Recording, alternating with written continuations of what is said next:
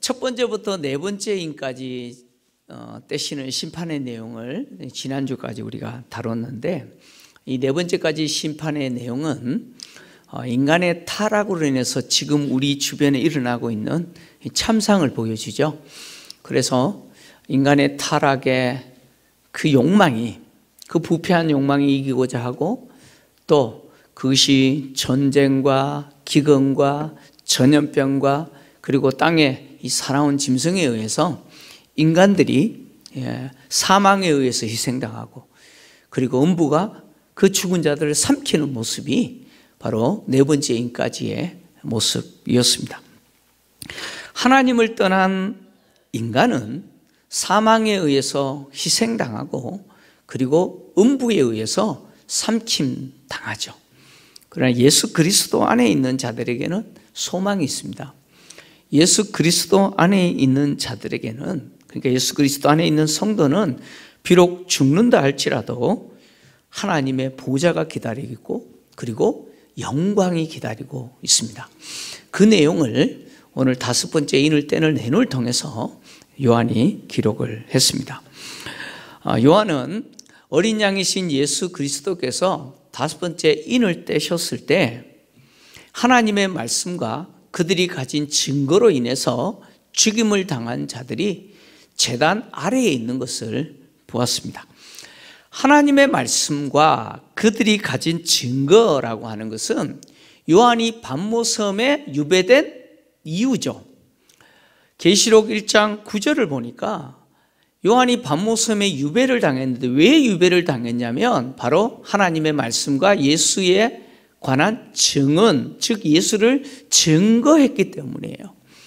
이것 때문에 요한은 반모섬에 유배됐습니다. 계시록 1장 2절을 보면 요한은 정말 충성스러운 증인의 역할을 잘 감당했습니다. 그래서 하나님의 말씀과 예수에 관한 증거, 곧 그가 본 것, 그것을 다 증언했다, 말했다, 이렇게 말하고 있잖아요. 요한은 이 일로 인해서 반모섬에 유배되었지만 하나님의 말씀과 예수에 관한 증거, 복음이죠. 그 복음을 전하는 자들 중에 순교당한 자들이 있다는 것이죠. 그들이 지금 제단 아래에 있는 것이죠. 이렇게 순교자들이 제단 아래에 있는데, 이 순교자들은 하나님의 말씀과 그리고 또 예수 그리스도에 관한 복음이잖아요. 그 복음을 이 땅에서 살아가는 동안 실천한 사람들이죠. 그래서 하나님의 말씀에 순종하면서 살았고, 또 더해서 자신의 입술과 삶의 내용을 통해서 나 예수 믿는 사람입니다, 예수님이 구원자입니다, 이 복음의 증언을 했다는 것이죠. 뿐만 아니라 이들은요, 계시록 20장 4절을 보니까 이들은 하나님의 말씀과 예수에 관한 증거뿐만 아니라 짐승에게 경배하지 않고 우상 숭배에 참여하지 않은 자들이죠. 다시 말하면 세상과 타협하지 않은 자들입니다. 이들은 바로 예수 그리스도와 왕노릇하는, 어린 양과 왕노릇하게 될 자들이라고 요한은 기록하고 있습니다. 순교자들은 이 땅을 살아가면서 황제 숭배에 동참하지 않았습니다. 황제 숭배 거절하고, 그리고 그리스 로마가 지배하는 그 세상에서 수많은 우상 숭배에 참여하지 않았습니다. 그들은 하나님의 말씀에 순종하면서 살았고, 또 자신의 입술과 삶을 통해서 예수를 증언하는 그런 복음을 전하는 삶을 살았습니다.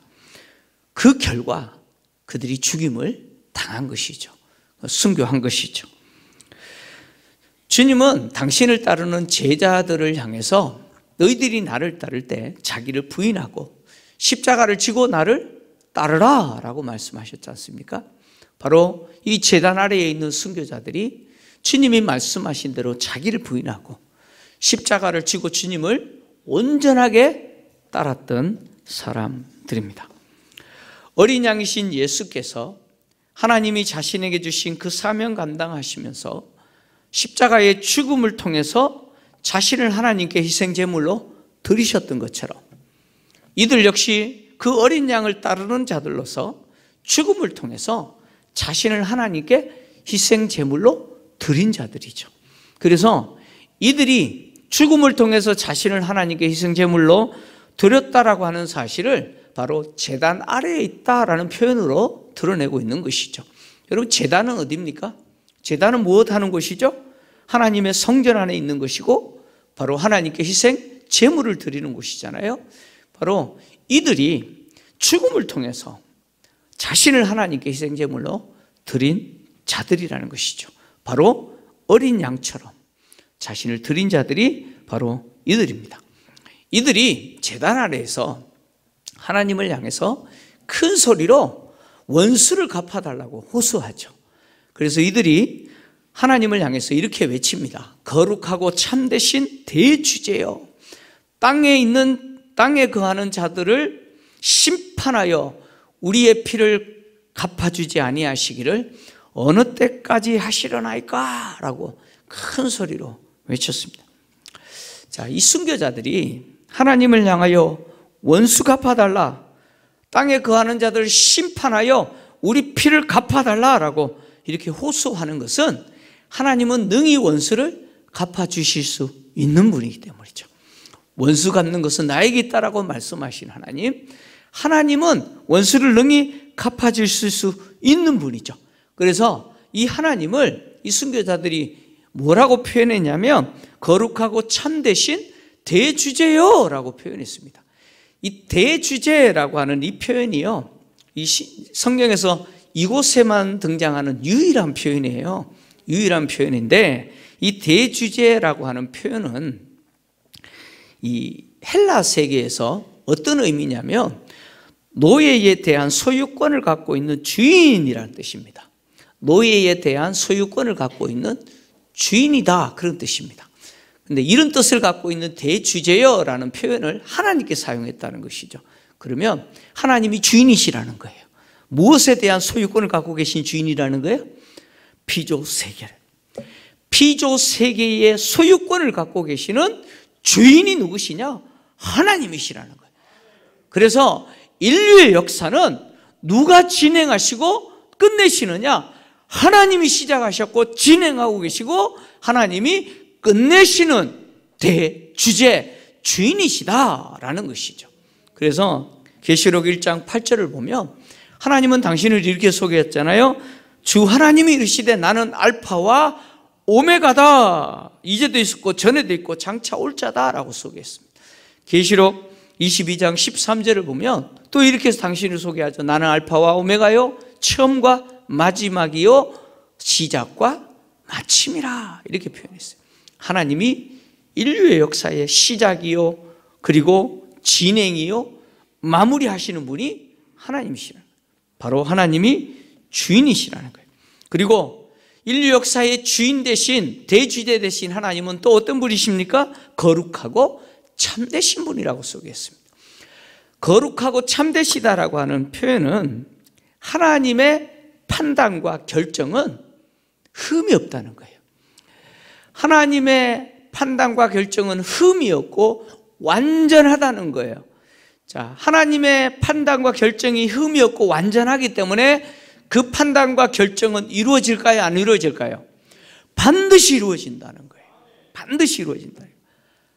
그래서 무엇을 판단하시거나 결정하시면 그것이 흠이 없고 완전하기에 반드시 이루어지시는 분이실 뿐만 아니라 인류의 역사의 주인이신 그 하나님만이 원수를 갚아주실 수 있는 분이시라는 거예요. 그래서 이 순교자들이 그 하나님 앞에 땅에 거하는 자들을 심판하여 우리 피를 갚아달라고 호소하고 있는 것이죠. 여기 땅에 거하는 자라는 표현이 등장하는데 땅에 거하는 자라는 표현은 사탄에게 속한 자들이다, 그런 의미예요. 여러분, 교회 공동체는 어디에 속한 자일까요? 교회 공동체는 하늘에 속한 공동체예요. 그래서 교회 공동체가 하늘에 속했다라고 하는 사실을 어떻게 드러내고 있냐면 바로 교회를 대표하고 상징하는 천상적 존재인 24장로를 통해서 표현하고 있는 것이죠.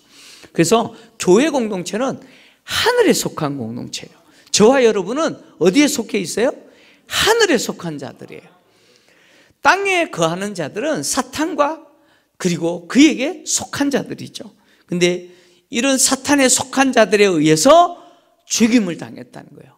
바로 순교에 피를 흘렸다는 거예요. 그래서 우리 피를 갚아달라고 호소하는 것이죠. 근데 오늘 순교자들이 우리 피를 갚아달라고 호소하면서 우리 피를 갚아주십시오 이렇게 직설법으로 표현하지 않고 어떤 표현을 사용했냐면 부정의문문으로 사용했어요. 우리 피를 갚아주시지 아니하시기를 어느 때까지 하시려나이까 이렇게 표현했어요. 부정의문문으로 표현했어요. 이거는 더 강하게 호소하는 거예요. 여러분 이제 부모들이 간혹 자녀들이 용돈 달라 그럴 때 있잖아요. 그죠? 아빠 용돈 좀 주세요. 이 말하고 아빠 용돈 언제까지 안 주실 겁니까? 이 말하고 어떤 말이 더 강해요? 전자입니까? 후자입니까? 후자죠. 부정의문문이 더 강합니다. 지금 당장 달라 그 이야기죠. 그죠? 네. 지금 이 순교자들이 지금 그렇게 호소하고 있는 거예요. 우리 피를 갚아주십시오 라는 것이 아니라 우리 피를 갚아주시지 않으시기를 언제까지 하실렵니까? 지금 당장 갚아주십시오 막 이런 식으로 지금 강력하게 호소하고 있는 것이죠. 근데 우리가 좀 생각해야 되는 게 있습니다. 뭐냐면 우리가 앞에서 첫째 인까지부터 네 번째 인까지 떼는 내용을 통해서 이미 인류 역사 속에 하나님이 허용하시는 심판이 진행되고 있는 것을 보았잖아요. 그죠? 하나님이 허용하신 그 심판이 진행되고 있어요.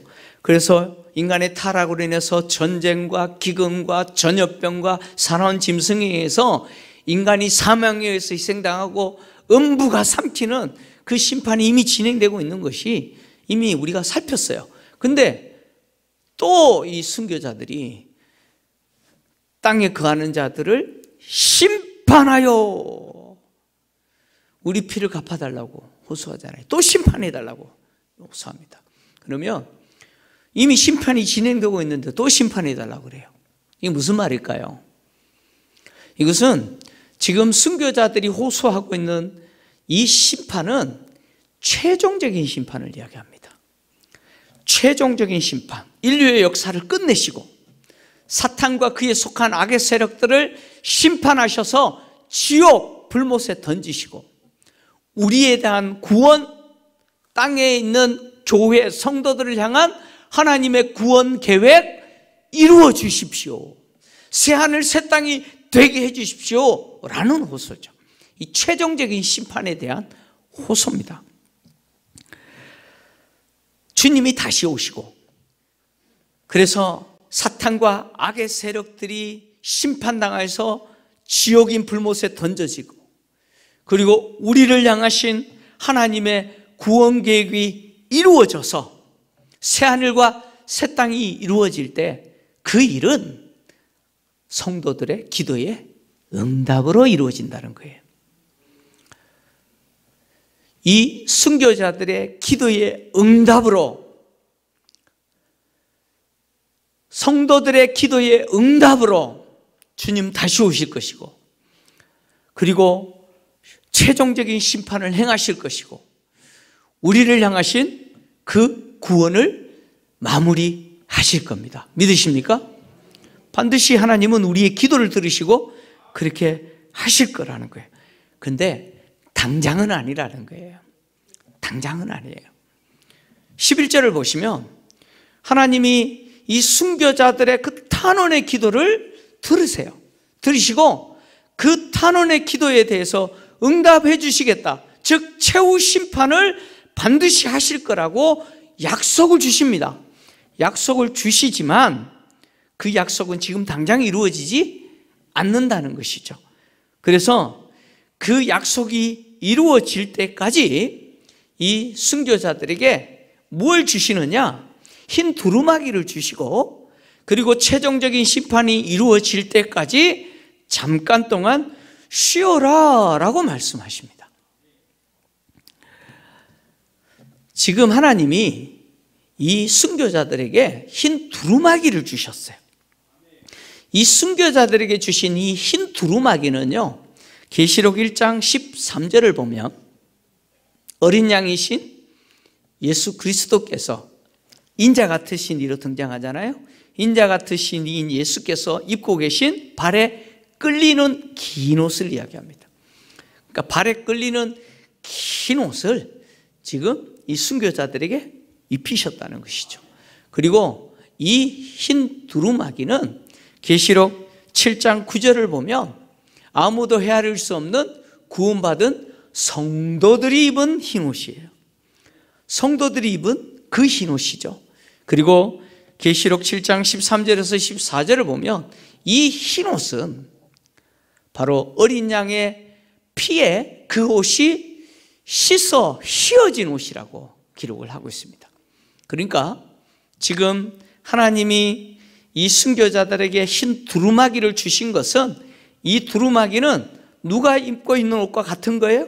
어린 양이신 예수께서 입고 계시는 그 두루마기와 같은 옷이고, 그리고 구원받은 성도들이 입는 그 흰 옷, 예수님의 보혈로 휘어진 그 옷과 같은 옷이라는 것이죠. 그리고 이것은 뭘 의미하냐면 바로 예수님이 죽음을 통해서 그 고난을 통과하시고 하나님께 영광을 얻으신 것처럼 성도들 역시 죽음을 통해서 예수님이 얻으신 그 영광을 얻었다라고 하는 것을 보여주는 겁니다. 바울은 로마서 8장 17절 18절에 이렇게 기록을 했죠. 로마서 8장 17절 18절 가지겠습니다. 시작. 자녀이면 또한 상속자 곧 하나님의 상속자요 그리스도와 함께한 상속자니 우리가 그와 함께 영광을 받기 위하여 고난도 함께 받아야 할 것이니라. 생각하건대 현재의 고난은 장차 우리에게 나타날 영광과 비교할 수 없도다. 아멘. 지금 이 순교자들이 이 흰 두루마기를 받은 것은 어린 양이신 주님이 죽음을 통과하시고 영광을 받으신 것처럼 이 순교자들 역시 그 어린 양이 누리신 그 영광을 얻었다, 그런 이야기죠. 순교자들이 그 영광을 받았다는 거예요. 뿐만 아니라 이 땅을 살아가면서 예수 믿는 것 때문에 고난당하는 모든 성도들은 이 영광을 누리게 된다는 것이죠. 여러분, 성도들이 이 땅을 살아가면서 예수 믿는 것 때문에 당하는 그 고난은 무엇을 보장합니까? 무엇을 보장해요? 영광을 보장한다는 거예요. 바로 어린 양이신 주님이 받으신 그 영광을 동일하게 받게 되는 것을 보장하는 것이 이 땅의 고난인 거예요. 그래서 유명한 말이 있잖아요. 성고난 후영광이에요. 고난 없는 영광 없습니다. 이것은 세상 원리도 똑같아요. 여러분, 국가대표가 금메달 따는 것은 고난 없이는 안 되는 거예요. 그죠? 여러분, 하고 싶은 거 다 하고 먹고 싶은 거 다 먹고 가고 싶은 거 다 가고 무슨 금메달 땁니까? 영광 못 얻어요. 마찬가지예요. 이 땅에서 살아가는 성도들 역시 반드시 고난 받을 수밖에 없죠. 예수 믿는 것 때문에 고난 당합니다. 근데 비록 고난 당하여 그 마지막이 죽임을 당한다 할지라도 그들에게 주어지는 것은 무엇입니까? 영광이라는 거예요. 영광. 오늘 순교자들에게 그 영광을 하나님이 주시는 모습을 보여주시는 것이죠. 이렇게 영광의 흰 두루마기를 그들에게 주시면서 하나님 또 이렇게 말씀하시죠. 아직 잠시 동안 쉬어라, 이렇게 말씀하세요. 아직 잠시 동안이라고 하는 이 시간적 표현은 이 시간이 그렇게 길지 않다는 거예요. 잠시 동안이라는 거예요. 그러니까 인류의 역사는 그렇게 길지 않을 거라는 거예요. 한없이 영원할 것처럼 여겨지는 인류의 역사 반드시 끝난다는 거예요. 반드시 하나님이 끝내실 거라는 거예요. 그리고 그 역사는 그렇게 길지 않을 것이라는 거예요. 순교자들의 이 탄원의 기도를 들으시고 하나님은 인류의 역사를 끝내실 거예요. 근데 그때까지 이 순교자들에게 하나님은 뭘 주세요? 쉼을 주신다는 거예요. 쉬어라. 그러니까 순교자들이 쉬는 이 쉼도 언젠가는 끝날 거예요. 그리고 이 쉼의 끝은 무엇입니까? 부활의 영광이고 새하늘과 새 땅에서 주님과 영원히 거하는 그 영생 복락을 누리는 것이겠죠. 인류의 역사가 끝나고 우리의 구원이 성취되고 사탄과 악의 세력이 최종적으로 심판당하는 것은 바로 순교자들의 이 기도의 응답이죠. 더하여서 순교자들의 기도대로 하나님이 인류의 역사를 끝내시기 위해서 당신의 아들을 보내시고 예수께서 다시 재림하시고 사탄과 악의 세력들을 심판하시고 그리고 이미 순교당한 예수 믿고 먼저 죽은 성도들뿐만 아니라 이 땅에서 예수 믿고 살아가는 성도들을 향하신 하나님의 그 구원이 이루어지는 그날을 순교자들이 기다릴 때, 그 기다림은 쉼이잖아요. 근데 이 쉼은 지루하거나 초조하거나 고통스러운 쉼이 아니라는 거예요. 이 기다림은 하나님이 최종 심판하시는 그날을 기다리는 이 기다림은 쉼이라는 거예요. 다시 말하면 하늘의 영광 안에서 누리는 안식이라는 거예요. 하늘의 영광 가운데 누리는 안식이라는 거예요. 우리 앞서서 예수 믿고 먼저 천국 가신 분들이 지금 이 하늘의 영광 가운데 안식을 누리고 계시고 주님이 다시 오심으로 하나님이 행하시는 그 최종 심판의 날을 기다리고 있는 것이죠. 그러면 우리가 또 이렇게 질문할 수 있죠. 언제까지 기다려야 됩니까? 언제까지 기다려야 됩니까? 하나님이 이렇게 말씀하셨어요. 그 동무종들과 형제들도 자기처럼 죽임을 당하여 그 수가 차기까지 하라 이렇게 말씀하셨어요. 여기 보니까 그 동무종들과 형제라는 표현이 등장하는데 이 표현은 그 동무종 곧 형제들 이런 뜻입니다. 그러니까 동무종들과 형제들은 다른 사람들이 아니고 같은 사람이라는 거예요. 그러니까 하나님과 관계에서는 종이고 서로 간의 관계에서는 형제라는 것이죠. 여러분 하나님과 관계에서는 종이고 서로 간의 관계에서는 형제는 누구를 이야기합니까? 교회 공동체를 이야기해요. 교회를 이야기합니다. 교회 공동체는 하나님과 관계에서 하나님이 원하시는 그 뜻을 수행하는 자로서 종들이죠. 그리고 성도들 서로 간의 관계에서는 형제 관계죠. 서로 교제하고 또 격려하고 위로하고 믿음으로 세워가는 형제 관계라는 거예요. 이것이 교회라는 것이죠. 그러니까 하나님이 지금 땅에 있는 교회를 이렇게 표현하신 거예요. 땅에 있는 교회가 지금 순교자들처럼 죽임을 당하여 그 수가 차기까지 기다려야 된다 이렇게 표현하잖아요. 땅에 있는 교회를 하나님은 뭐라고 표현하시느냐?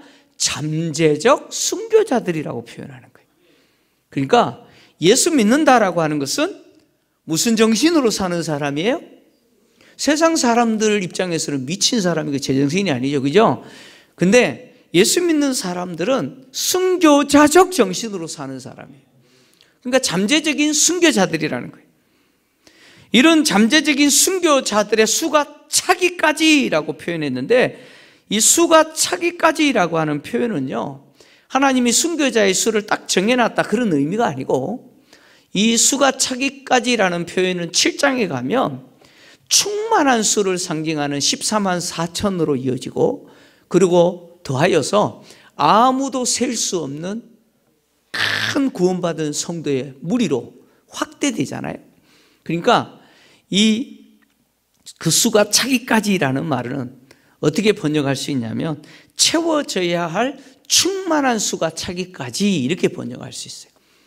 그러니까 하나님이 구원을 베풀어 주실 그 구원받은 성도의 수가 충만하게 채워질 때까지 기다려라, 쉬어라 라고 하나님이 말씀하시는 거죠.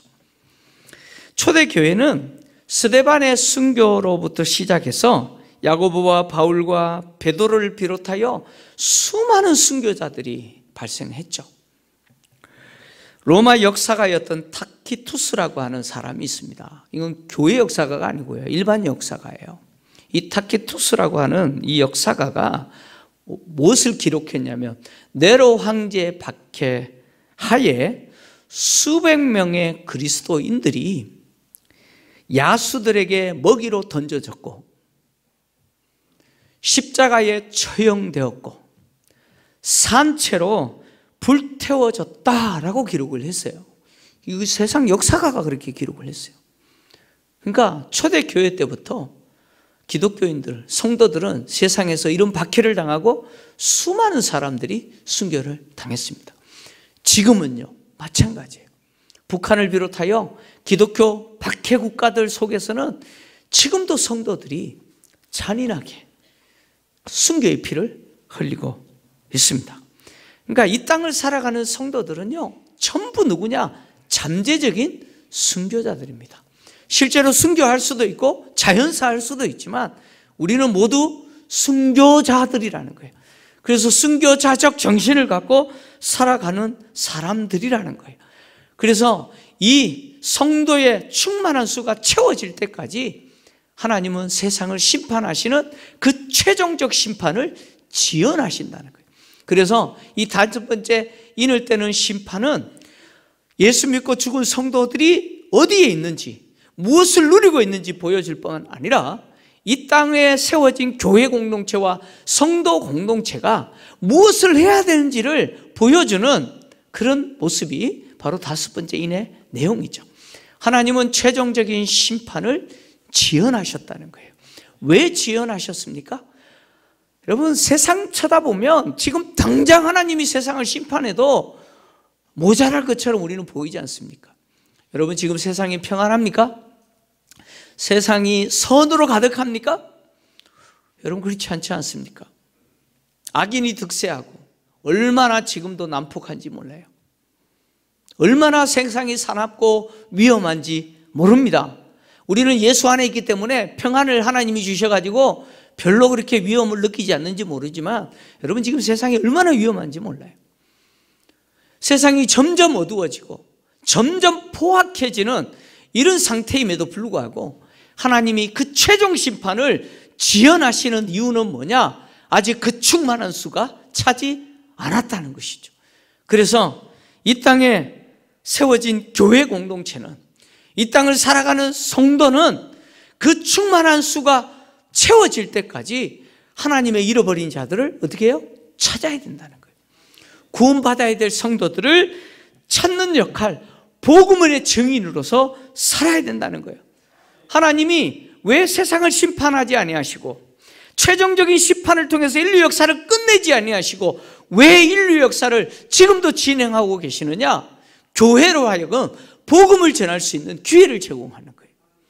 교회로 하여금 복음을 전할 수 있는 기회를 제공할 뿐만 아니라 교회된 성도들에게 순교자적인 삶을 살 수 있도록 기회를 제공하는 거예요. 그래서 순교자적인 삶을 통해서 돌아와야 될 그들을 예수님을 만나게 하고 복음을 전하여서 이 충만한 숫자가 채워지는 그 역할을 할 수 있는 기회를 주시기 위해서 하나님은 지금도 심판을 지연하고 계시는 것이죠. 이 땅을 살아가는 성도들은 반드시 주님이 영광을 주신다라고 하는 사실을 믿으셔야 됩니다. 그리고 그 영광은 이 땅을 순교자적 삶을 사는 사람에게 주어진다라고 하는 사실을 알아야 됩니다. 그래서 이 땅을 살아갈 때 세상과 타협하지 마시고 순결한 신부로서 사시기를 바랍니다. 하나님이 순교자들에게 흰옷을 입힌 것은 그 순교자들이 이 땅을 살아갈 때 예수 그리스도의 그 보혈로 정결함을 받았을 뿐만 아니라 그들이 순결하고 거룩한 삶을 살았음을 인정하신 거 아닙니까? 그래서 그들에게 그 영광의 흰옷을 입히신 것처럼 오늘도 이 땅을 순교자 정신을 가지고 거룩하고 순결한 삶, 복음을 전하는 그 복된 삶을 사는 자들에게 이 영광을 반드시 주실 겁니다. 그리고 이렇게 복음을 전하는 교회 가운데 하나님은 반드시 영광을 주실 줄 믿습니다.